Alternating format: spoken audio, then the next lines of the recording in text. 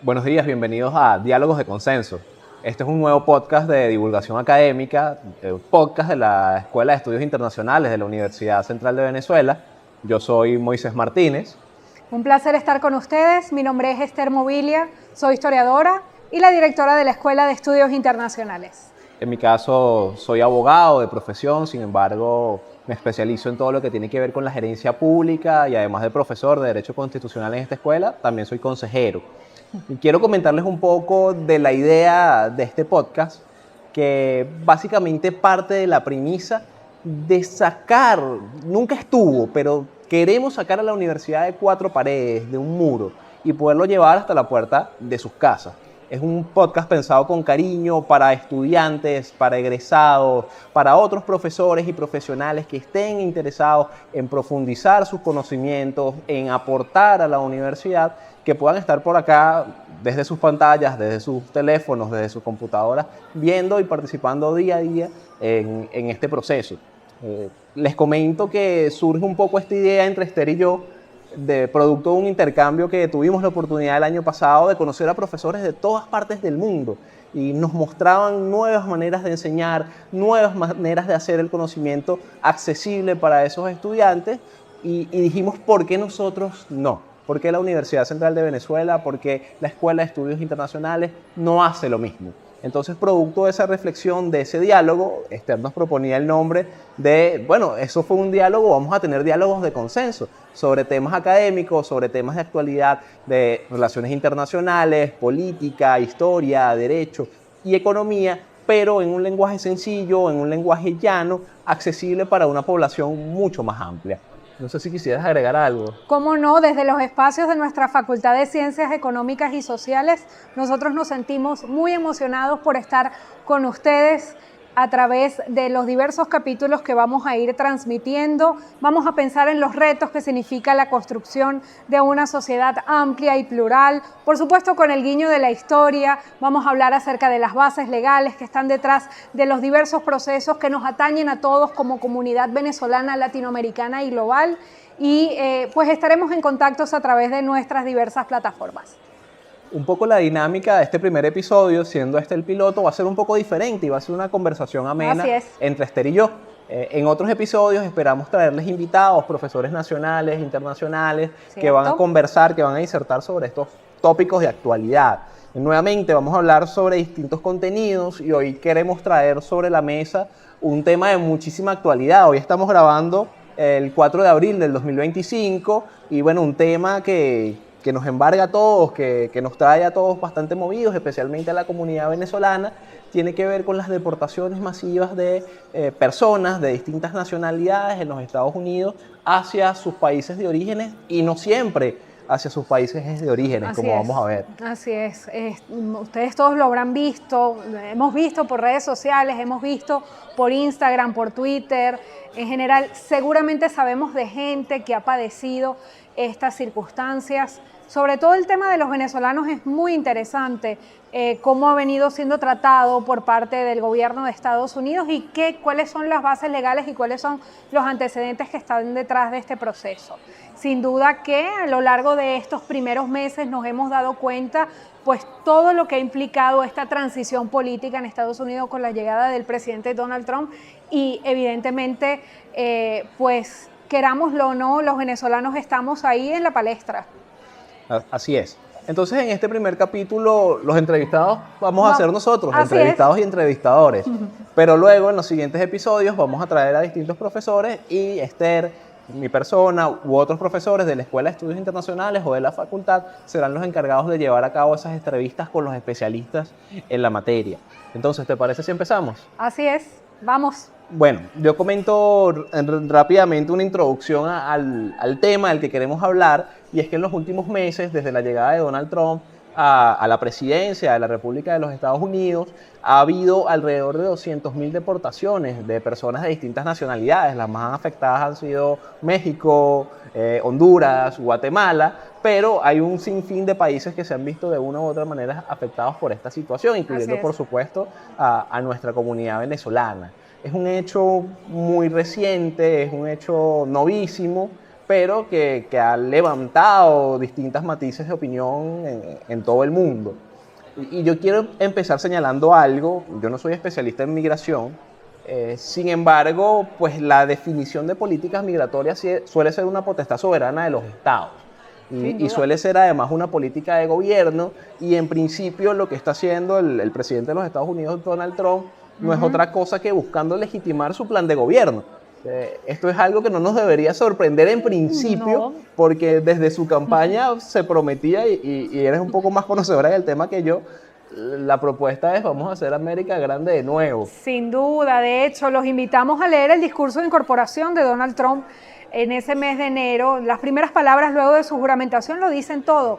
¿Cuál era el propósito de Donald Trump? Que era lo que decía: vamos a hacer a América más excepcional que nunca.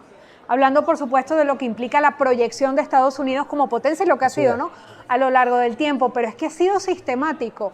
Cuando uno se pone a ver durante los meses de febrero, marzo, es recurrente las noticias acerca de Estados Unidos, sobre todo con lo que tiene que ver esta reconfiguración de las instituciones, de la relación.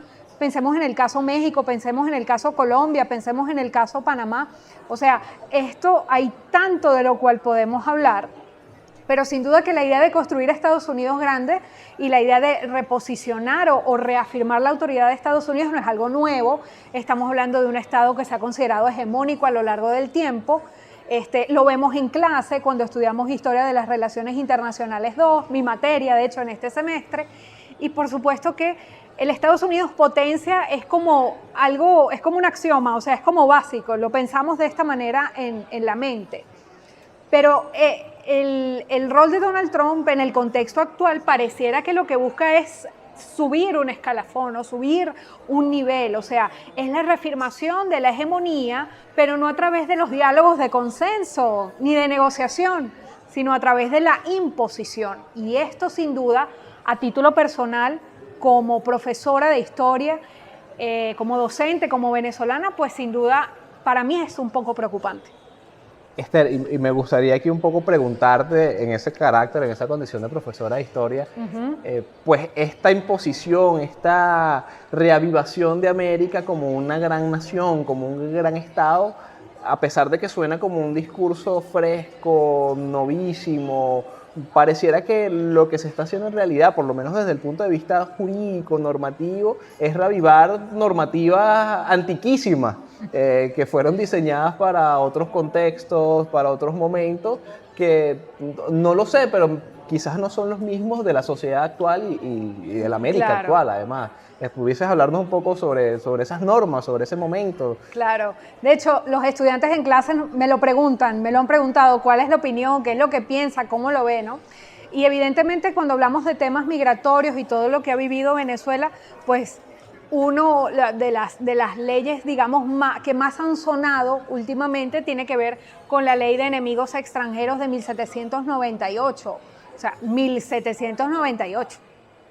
¿Qué estaba pasando en el mundo en 1798? Bueno, los que estudiaron historia, los que vieron clases de historias de las relaciones internacionales se acordarán, por ejemplo, que estamos en plena Revolución Francesa, Napoleón Bonaparte iba a tomar el poder un año después, estamos en la etapa del directorio, Francia se está reafirmando con un nuevo modelo que ha generado pues traumas y reacomodos en Europa. Y por supuesto, no solamente en Europa, también en América, de una u otra forma esto tiene repercusión. Y en 1798, fíjense lo interesante del caso, Estados Unidos promulga una ley en contra de enemigos extranjeros, a propósito de lo que eran las tensiones entre este nuevo Estado relativamente independiente desde hace muy pocos años y Francia. ¿Y en el marco de qué se hace esto? Bueno, en el marco de las rivalidades que se van construyendo en el Atlántico, por el comercio atlántico básicamente. Conclusión, los franceses, en el marco de lo que es la gestión de Estado, pues son considerados una suerte de enemigos. Se les puede dar ingreso y, por supuesto, hay un claro rechazo a todo lo que es la proyección e injerencia de Francia. 1798. Quiero repetirlo una vez más porque esa es la ley que se emplea. Evidentemente, las leyes a lo largo del tiempo se pueden incorporar, se pueden usar en el contexto de diversas circunstancias, pero no deja de llamar la atención que estamos hablando de una ley en el contexto de la Revolución Francesa, ¿no? que se usa y se aplica en 1798 y que ha tenido un uso realmente en periodos de guerra. La Segunda Guerra Mundial, entiendo que también hubo una aplicación muy efímera, muy breve, Exacto. contra presiones de población alemana, de nacionalidad alemana. Exacto, de hecho, durante la Segunda Guerra Mundial, digamos que es el último antecedente, y era en contra, por supuesto, de los alemanes y de los italianos y japoneses que formaban parte de la coalición que llamamos el eje Roma-Berlín-Tokio. Antes de eso, durante, por ejemplo, la Primera Guerra Mundial, claramente estaban identificados como enemigos de Estado los austrohúngaros, los alemanes y los turcos, que eran parte, por supuesto, de las potencias centrales. Y ya en el siglo XIX, los británicos, en el medio de una guerra entre 1812 entre Estados Unidos y el Reino Unido, pero siempre en época de guerra. Y esto es lo que llama la atención. Esta ley la estamos empleando y está sirviendo como base para el desarrollo de todo lo que son las políticas y todas las iniciativas de corte migratorio que la gestión actual de Estados Unidos lleva adelante. Yo quiero hacer una precisión acá, sobre todo para el público que no sea muy ávido sobre temas jurídicos, y es diferenciar nuestro sistema jurídico venezolano del sistema jurídico que quizás se pudiese tener en los Estados Unidos o en Gran Bretaña, o mejor conocido Reino Unido, de Gran Bretaña, Irlanda del Norte, porque estos son países que tienen un sistema jurídico conocido de common law. Exacto, en el cual, si bien existen constituciones, en el caso de los Estados Unidos, existe normativa, la jurisprudencia que emana de sus tribunales tiene un valor sumamente importante en cómo se interpretan y cómo se van a aplicar esas normativas. Claro. Cosa que no ocurre, por ejemplo, en un sistema como el venezolano, que es de civil law, de derecho escrito continental, en el cual por encima de la norma no hay nada, o no debería al menos haber nada. Digo esto porque esta norma de 1798, esta ley de enemigos extranjeros, ha tenido a lo largo de las décadas y ya de los siglos, estamos hablando de una ley antiquísima, distintas interpretaciones por parte de las Cortes de los Estados Unidos, sobre todo de las Cortes Federales y de la Corte Suprema, y hoy en día su interpretación es bastante restrictiva. En el sentido de que básicamente el criterio que han asentado estas Cortes es que debería ser específicamente utilizada en momentos de guerra, en momentos de una crisis grave que efectivamente implique su aplicación, y que siempre debe ser realizada, implementada bajo la lupa del debido proceso.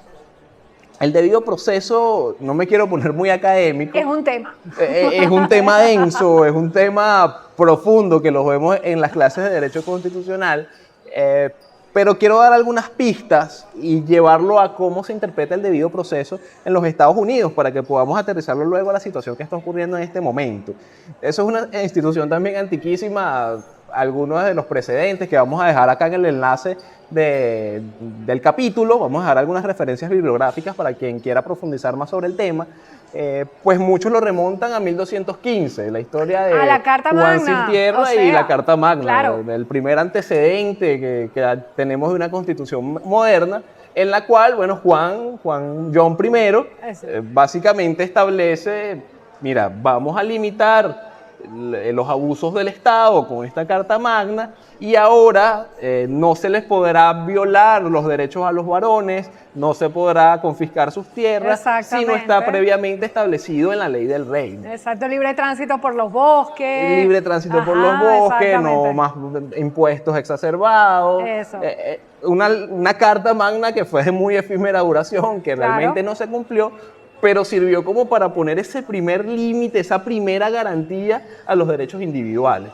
Entonces, a partir de ese momento... Que resulta como innovador, ¿verdad? Para 1215, o sea, estamos en plena Edad Media. Estamos hablando de el Estado, no entre particulares siempre ha existido una suerte de derecho, pero ahora soy yo, el Estado, quien está diciendo, yo voy a limitarme, yo me voy a poner una camisa de fuerza con el principio de legalidad, te voy a dar derechos, y además estoy diciendo que no te los puedo violar si no sigo, no cualquier proceso, un proceso en específico, que luego, en ese momento no se llamó el debido proceso, se llamó la ley del reino. Ya en 1354, con Eduardo III, cambian la ley del reino por la sección el debido proceso y es una serie de principios, de normas, de parámetros a seguir. Eduardo III, bueno, nada, aquí lección breve de historia. Eduardo III, el que intentaba conquistar Francia, ¿no? En el contexto de la Guerra de los 100 años. Cerrado el paréntesis de clase de historia. Se cierra el ciclo y es muy, muy, muy interesante.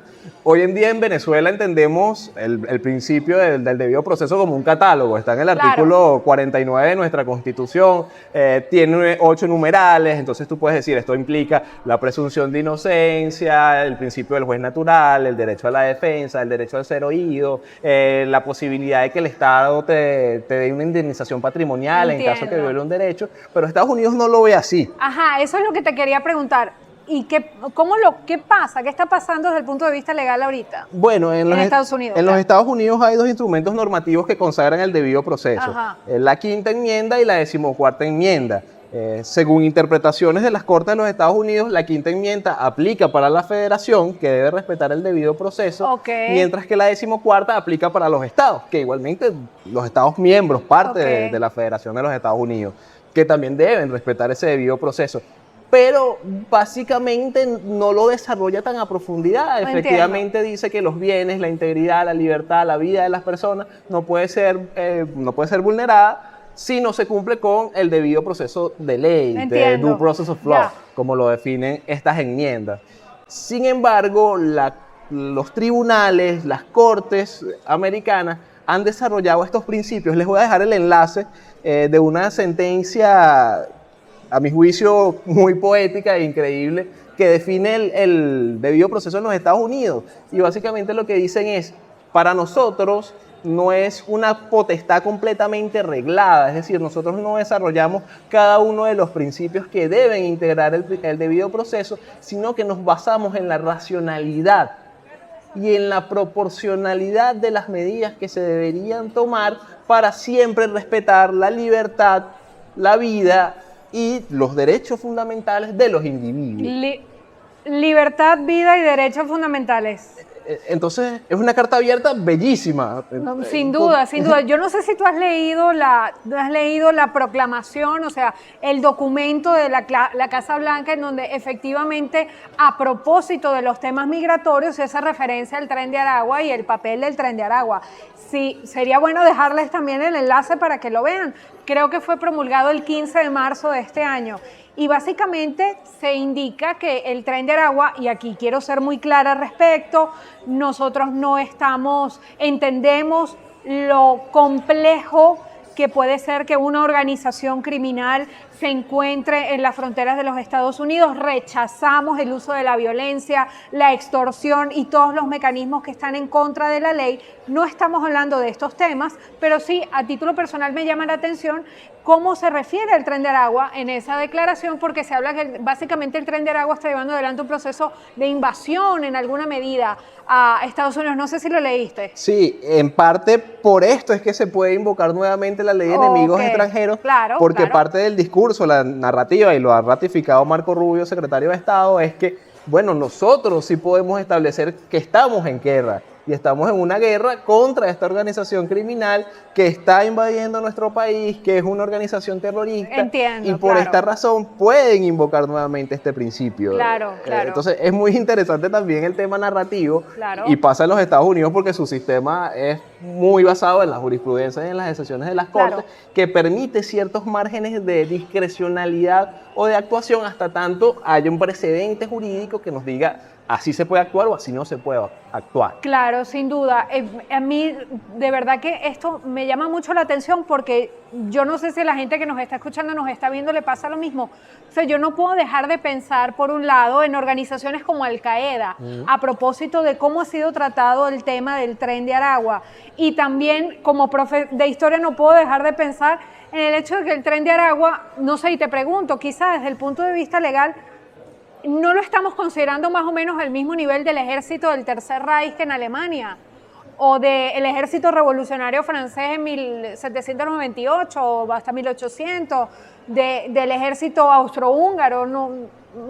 Sí, sí, es que en temas jurídicos, para considerarlo además como una parte beligerante, Claro. básicamente le reconoces una posición de derecho internacional público, tiene una personalidad jurídica a los Claro. efectos de esta situación y de ser declarado enemigo de Estado como organización criminal. Entonces es un caso muy interesante. Lo que nos trae acá y lo que inicia esta conversación es que muchas de estas deportaciones efectivamente están ocurriendo sin que a las personas se les garantice ese debido proceso. Claro, claro. Son deportaciones que se están realizando sin una Entiendo. audiencia a las personas que están en ese país, son deportaciones en las que muchos de ellos no tienen una representación jurídica que los apoye, que no manejan la lengua en la cual se les están presentando los cargos.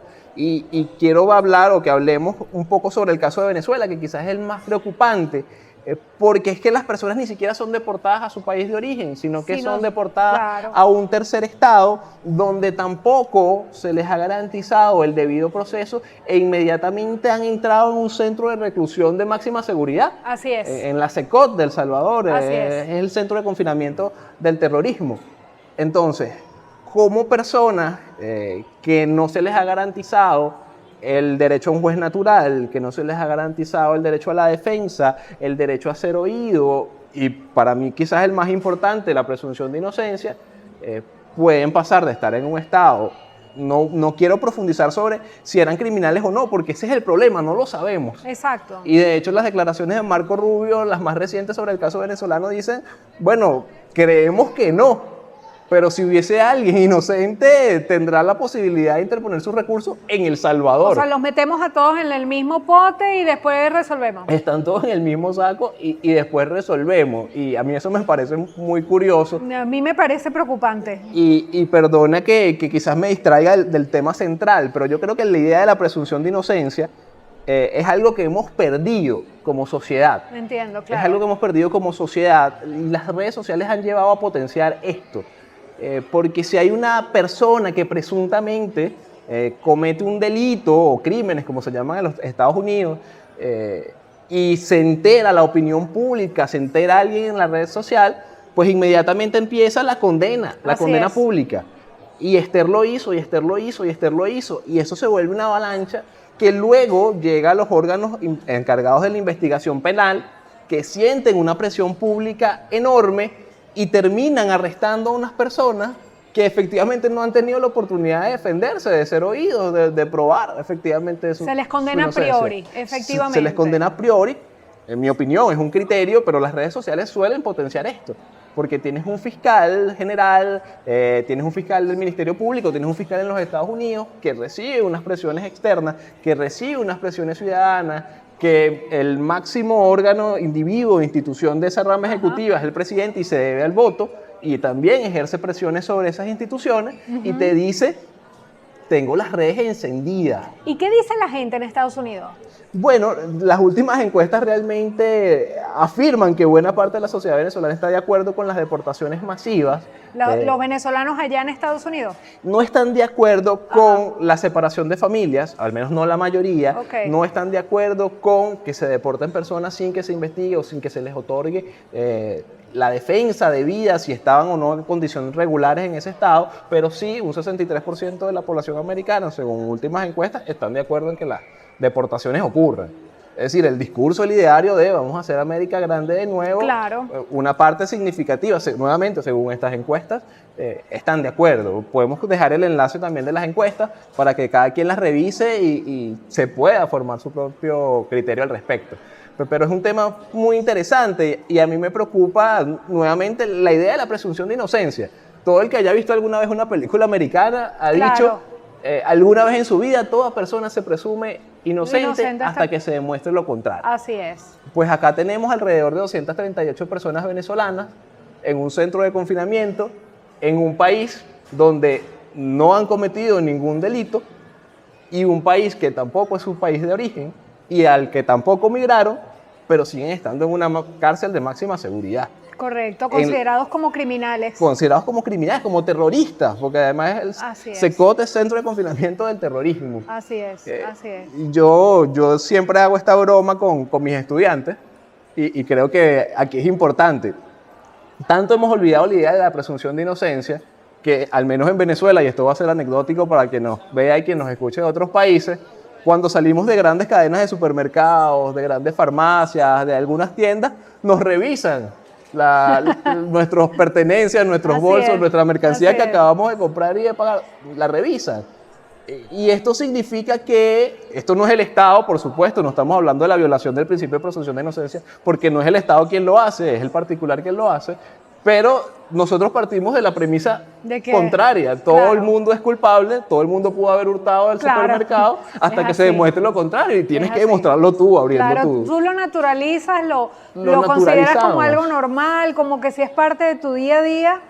Y mira lo interesante detrás de esto, ¿no? O sea, es la presunción de que te estás robando algo, De que te estás estás- cometiendo un delito. Así es.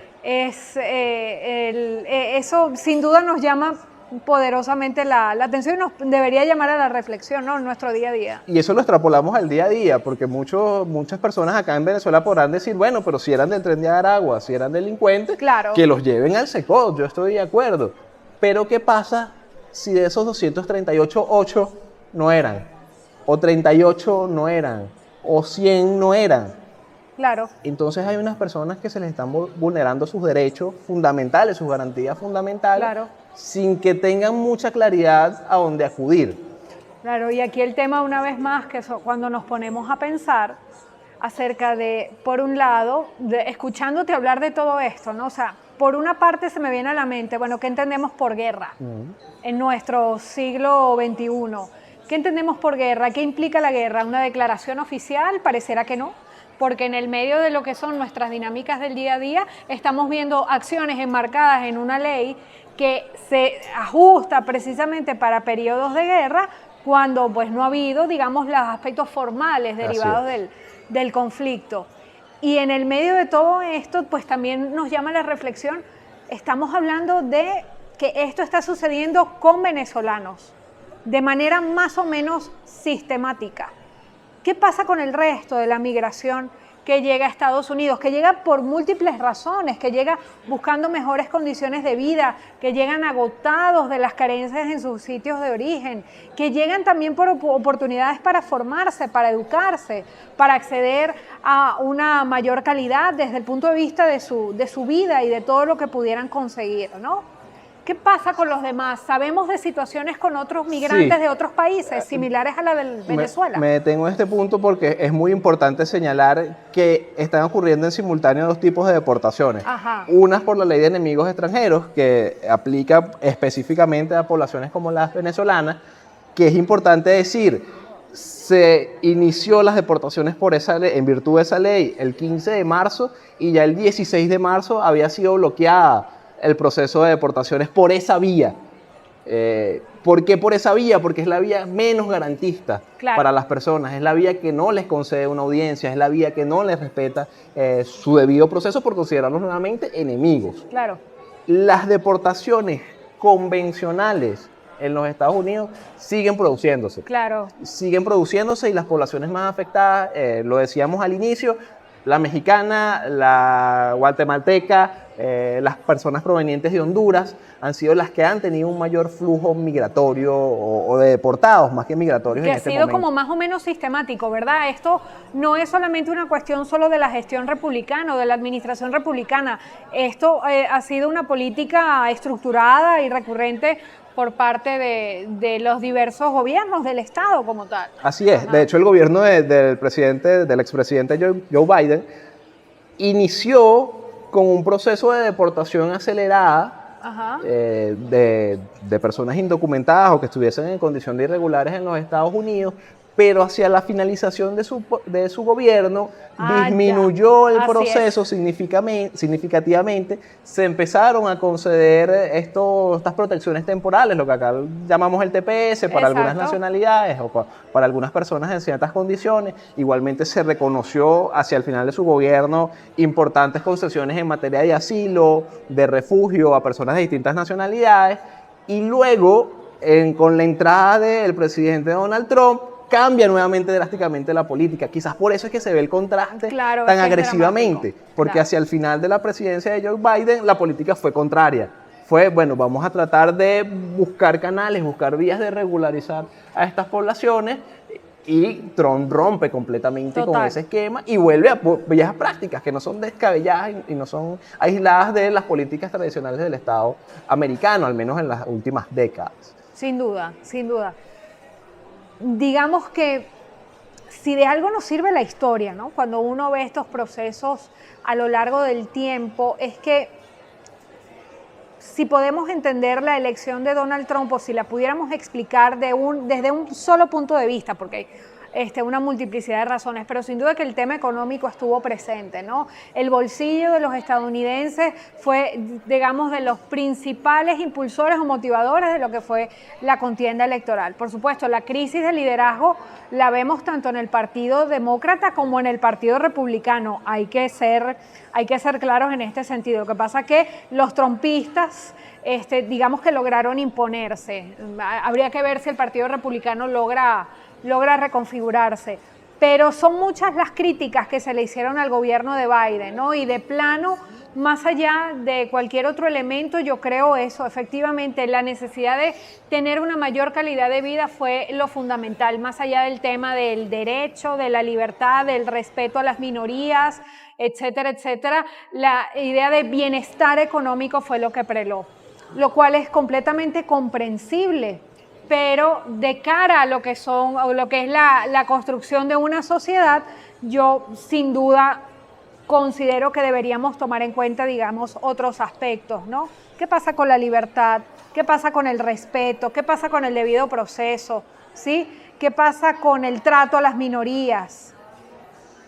Desde el punto de vista histórico, sin duda que hay elementos importantes para ver que muchas veces estos cambios de gobierno con una vocación más autoritaria, si no son contenidos en el marco de lo que es un modelo liberal y con vocación democrática, puede llegar a otros estadios. Y desde aquí, sin duda que, como siempre, en el marco de lo que es nuestra Universidad Central de Venezuela y la importancia de los valores republicanos, pues hacemos un voto a favor de esos principios de alternabilidad, de respeto a la ley, de debate y de escucha a todos los involucrados en el día a día y en la construcción de la sociedad.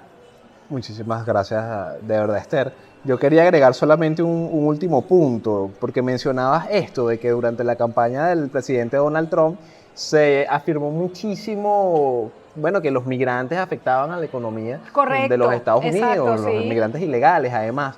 Pero recientemente esta semana hubo una sentencia de una Corte Federal de los Estados Unidos que suspende la revocatoria del TPS temporalmente yo lo leí, para venezolanos y haitianos.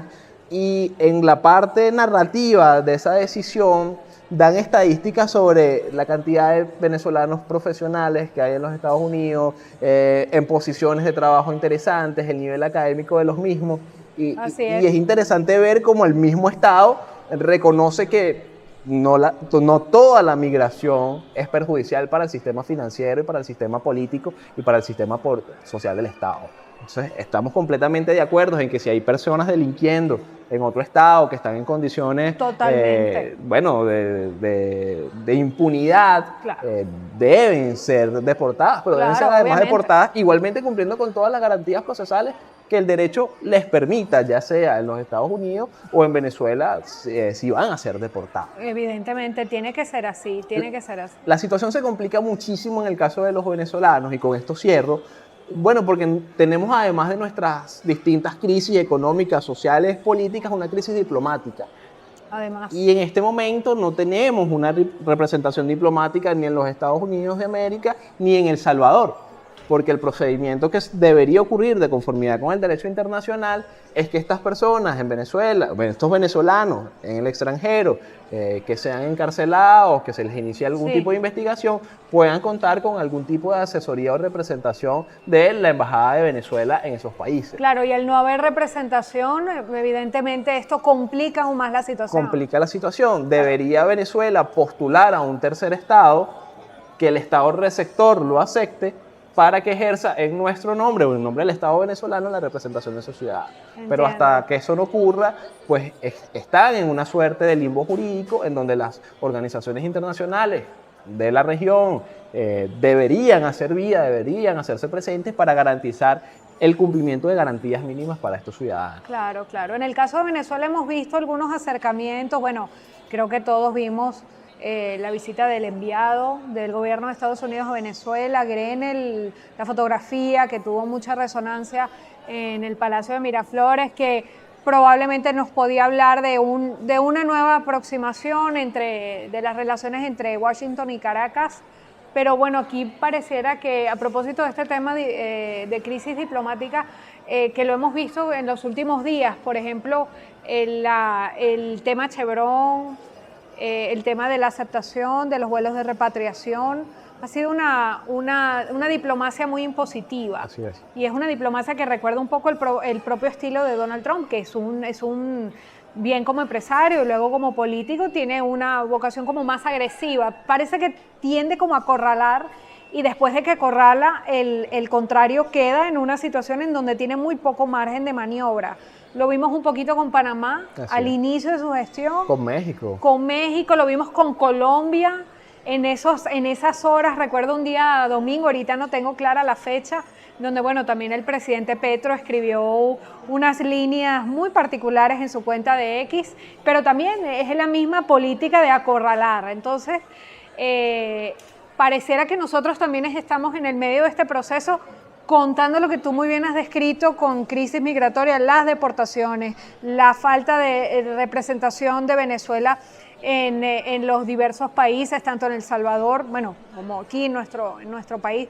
O sea, de verdad que el panorama no pinta muy bien. Este tema tiene mucha tela que cortar. Total. ¿Tú crees que en la Facultad de Ciencias Económicas y Sociales hay algún profesor o profesora expertos en esta materia que pudiésemos invitar a nuestro podcast? Bueno, absolutamente. De hecho, esta conversación de una u otra forma es un reflejo de las dinámicas y de las cosas que hablamos en el aula de clases, pero sin duda, tanto nuestros profesores en el área jurídica como nuestros profesores en el área de historia, como incluso nuestros profesores desde el punto de vista de teorías de las relaciones internacionales y ahora directamente en la Escuela de Estudios Internacionales, y todos aquellos que de una u otra forma entienden y valoran lo que significa un mundo libre y un mundo sustentado en el respeto y la igualdad, yo creo que se sentirán movidos por estos temas. Bueno, yo creo que esas palabras son la invitación para que nos sigan viendo en nuestro podcast Diálogos de Consenso. Lo vamos a estar publicando en las distintas plataformas. Estamos muy agradecidos de haber tenido esta oportunidad de acercarnos, de llegar a sus casas, de llegar a sus oídos, a sus pantallas y de poder acercar a la Universidad Central de Venezuela, acercar a la academia a cualquier rincón, a cualquier espacio. Entonces, por favor, síganos, suscríbanse a las plataformas y no se pierdan los próximos episodios de Diálogos de Consenso. Muchísimas gracias a todos.